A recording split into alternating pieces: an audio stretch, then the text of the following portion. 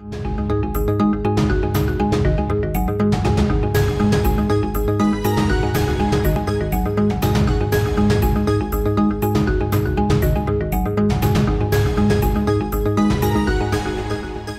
शामिल करते हैं बैनुल-अक़वामी मंजरनामे से। बरतानिया में आलमी वबा कोरोना की नई लहर ने सर उठा लिया। बरतानिया में गुज़िश्ता 24 घंटों के दौरान कोरोना से मज़ीद 146 अफराद इंतकाल कर गए और 88,376 अफराद में कोरोना वायरस की तस्दीक हुई।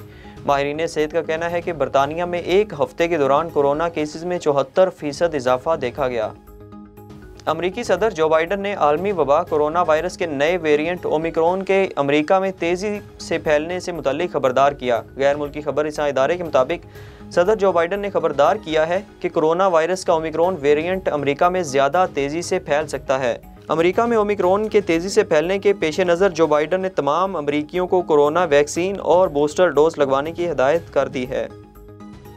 ऑस्ट्रेलिया में जंपिंग कैसल को तेज हवा उड़ाकर ले गई। हादसे में 4 बच्चे हलाक और 5 जख्मी हो गए। जंपिंग कैसल में मौजूद बच्चे 10 मीटर की बुलंदी से नीचे गिरे। हादसा तस्मानिया आइलैंड में प्राइमरी स्कूल की पार्टी के दौरान पेश आया।